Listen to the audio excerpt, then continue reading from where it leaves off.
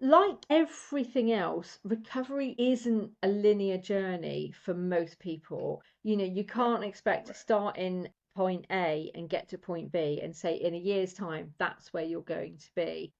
There are people that white knuckle it, that can go for really long, commendable periods without using pornography. But if the work behind the scenes hasn't been done, and if the reasons why they're graduating towards whatever it is they're graduating towards hasn't been addressed, then they are inevitably going to go back to it at some point, when things get difficult, or when their level of stress kicks in. So it isn't a linear journey. And generally what I say to people, my clients in particular, is don't measure your periods of sobriety as a measure of success, because what that does is that puts additional pressure on you. And it means that if you lapse or relapse, so a lapse, I would say a lapse is a short lapse in progress. So somebody that has maybe one or two slip ups has then got two choices. They can either get straight back on the wagon and start again, or they can use that as an excuse to say, oh, well, I can't do it, I've tried.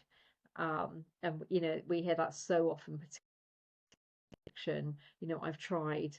But I know people that have been to rehab 13 times and are now, completely free of drugs, which is amazing, but it took 13 attempts. But in terms of the journey of recovery, it's about really doing the underneath work, and not just saying, I'm not going to do this or I'm not going to do that. And that's fine. You can give up something, you can go cold turkey on something, but if you don't really address the reasons why you're graduating towards those things, it's going to come back.